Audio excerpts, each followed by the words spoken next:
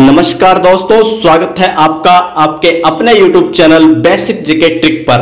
दोस्तों, ये मेरी और इस चैनल की पहली वीडियो है और दोस्तों इस वीडियो में हम बिल्कुल बेसिक से चलेंगे और आज हम इस वीडियो में बात करेंगे भारत के राष्ट्रीय चिन्हों की और वो भी बिल्कुल विस्तार से, बिल्कुल बेसिक से। दोस्तों, अगर आपको ये वीडियो अच्छी लगे तो इसे लाइक, शेयर और चैनल को सब्सक्राइब जरूर कर दें। चलते हैं वीडियो की ओर। तो आप देख रहे हैं आपकी स्क्रीन पर पहला पॉइंट, भारत का राष्ट्रीय ध्वज तिरंगा है। जैसा कि आप सभी जानते हैं 22 जुलाई 1947 को भारतीय संविधान सभा ने राष्ट्रीय ध्वज तिरंगे को अपनाया था।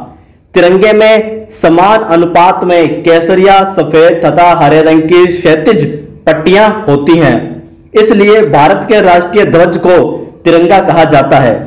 ध्वज की चौड़ाई और लंबाई का अनुपात क्रमशः 2:3 होता है। इसमें सफेद रंग की पट्टी के बीचों बीच गहरे नीले रंग का चक्र बना होता है, जिसमें 24 तिल्लियां बनी होती है। यह चक्र सारनाथ में स्थित अशोक स्तंभ से लिया गया है।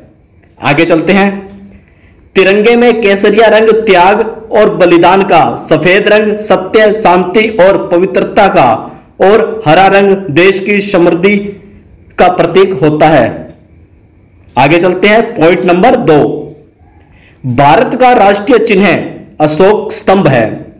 अशोक स्तंभ भारत का राष्ट्रीय चिन्ह है। अशोक स्तंभ मौर्य साम्राज्य के सम्राट अशोक द्वारा सारनाथ में बनवाए गए स्तंभ से लिया गया है। 26 जनवरी 1950 में इसे अंगीकृत किया गया था। अंगीकृत का मतलब कि भारतीय संविधान में इसे स्वीकार किया गया था। जब भारत गणराज्य बना, अशोक के स्तंभ शिखर पर देवनागरी लिपि में सत्य में जयते लिखा है, सच्चाई एकमात्र जीत, जिसका अर्थ है जो मुंडका उपनिषद पवित्र हिंदू ग्रंथ या वेद के भाग से लिया गया है। इस स्तंभ के शिखर पर 4 शेर खड़े हैं, जिनका पिछला हिस्सा खंभों से जुड़ा हुआ है। संरचना के सामने इसमें धर्म चक्र, कानून का पहिया भी है। भारत का प्रतीक शक्ति, हिम्मत, गर्व और विश्वास को प्रदर्शित करता है। पहिए के हर एक तरफ पर एक अश्व और बैल बने हुए हैं। इसके उपयोग को नियंत्रित और प्रतिबंधित करने का कार्य राज्य प्रतीक की भारतीय धारा 225 के तहत किया जाता है। आगे चलते हैं। पॉइंट नंबर 3, भारत का राष्ट्रीय गान जन गण मन। 24 जनवरी 1950 में संवैधानिक सभा द्वारा भारत के राष्ट्रगान जन गण मन को आधिकारिक रूप से अंगीकृत किया गया था। रविंद्रनाथ टैगोर द्वारा यह गान लिखा गया था। इसे पहली बार 27 दिसंबर 1911 में भारतीय राष्ट्रीय कांग्रेस के कलकत्ता स्तर में गाया गया था। संपूर्ण गीत या गान को गाने में लगभग 52 सेकंड का समय लगता है। हालांकि इसका लघु संस्करण पहली और अंतिम पंक्ति को पूरा करने में केवल 20 सेकंड का समय लगता है। आगे चलते हैं। पॉइंट नंबर 4, भारत का सर्वोच्च राष्ट्रीय पुरस्कार भारत रत्न।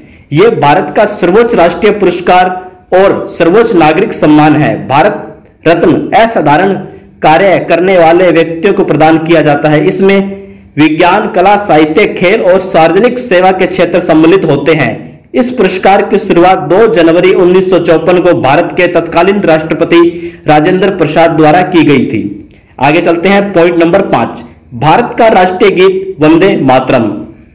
वंदे मातरम के बारे में 1950 में वास्तविक वंदे मातरम के शुरुआत के 2 छंद को आधिकारिक रूप से भारत के राष्ट्रगीत के रूप में अंगीकृत किया गया था। वास्तविक वंदे मातरम में 6 छंद हैं। इसको बंकिम चंद्र चटर्जी द्वारा बंगाली और संस्कृत में 1882 में उनके अपने उपन्यास आनंद मठ में लिखा गया था। इसे पहली बार सन 1896 में भारतीय राष्ट्रीय कांग्रेस के राजनीतिक संदर्भ में रविंद्रनाथ टैगोर द्वारा गाया गया था। नेक्स्ट 6 नंबर पॉइंट, भारत का राष्ट्रीय पशु बाघ।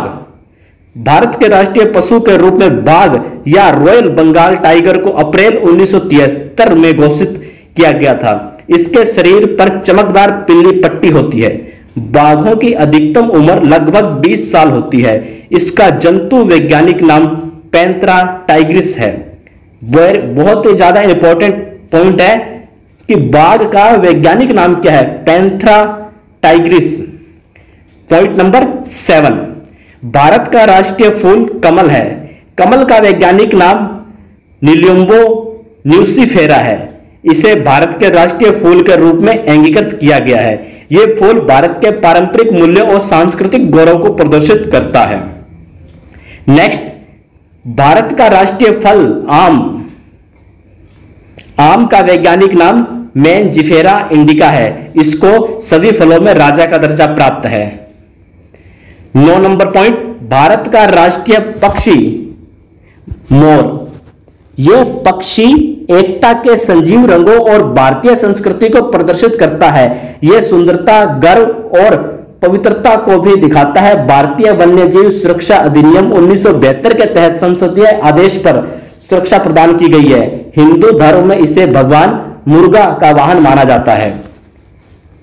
पॉइंट नंबर 10, भारत का राष्ट्रीय खेल हॉकी है। भारत का राष्ट्रीय जलचर जीव डॉल्फिन। गंगा के डॉल्फिन को राष्ट्रीय जलचर पशु के रूप में अंगीकृत किया गया है। यह पावन गंगा की शुद्धता को प्रदर्शित करती है क्योंकि यह केवल साफ और शुद्ध पानी में ही जिंदा रह सकती है। इन्हें दुनिया के सबसे पुराने जीवों में से एक माना जाता है। पॉइंट नंबर 12, भारत का राष्ट्रीय वृक्ष वट वृक्ष या बरगद का पेड़। यह एकता और दृढ़ता का प्रतीक है। इस वृक्ष का हिंदू धर्म में विशेष धार्मिक महत्व है और इसमें कई औषधीय गुण भी पाए जाते हैं। पॉइंट नंबर 13, भारत की राष्ट्रीय मुद्रा रुपया। आधिकारिक रूप से भारत के गणराज्य की करेंसी भारतीय रुपया है। इसके संबंधित मुद्दों को रिजर्व बैंक ऑफ इंडिया नियंत्रित करता है।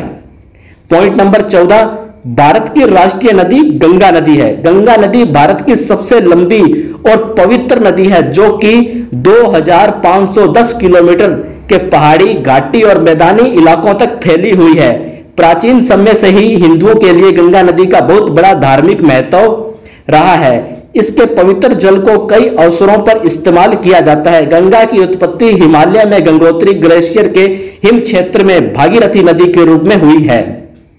पॉइंट नंबर 15, भारत का राष्ट्रीय दिवस स्वतंत्रता दिवस, गांधी जयंती और गणतंत्र दिवस।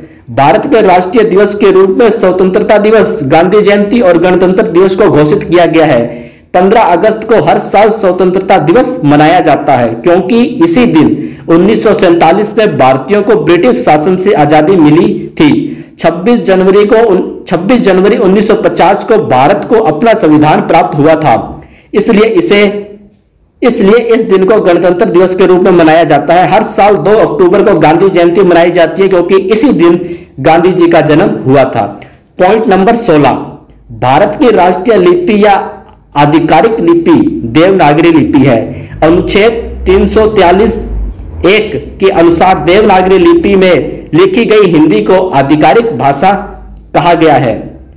पॉइंट नंबर 17, भारत की राजभाषा हिंदी है। भारत की कोई भी राष्ट्रीय भाषा नहीं है। हिंदी एक राजभाषा है, यानी जो भाषा राजकाज अर्थात सरकारी कार्य के लिए उपयोग की जाती है। भारत के संविधान के अनुच्छेद 343 के तहत हिंदी भारत की राजभाषा है।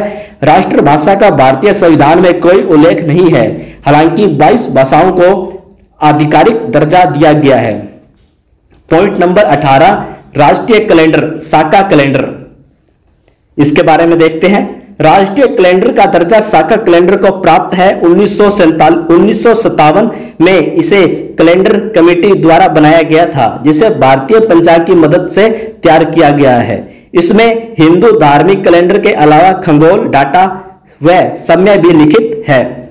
दोस्तों, आप कमेंट करके जरूर बताइएगा कि आपको यह वीडियो कैसी लगी। और दोस्तों, एक प्रश्न और रह गया है, भारत का राष्ट्रीय विरासत पशु कौन सा है? तो इसका राइट आंसर होगा हाथी। जो हाथी है वो भारत का राष्ट्रीय विरासत पशु है।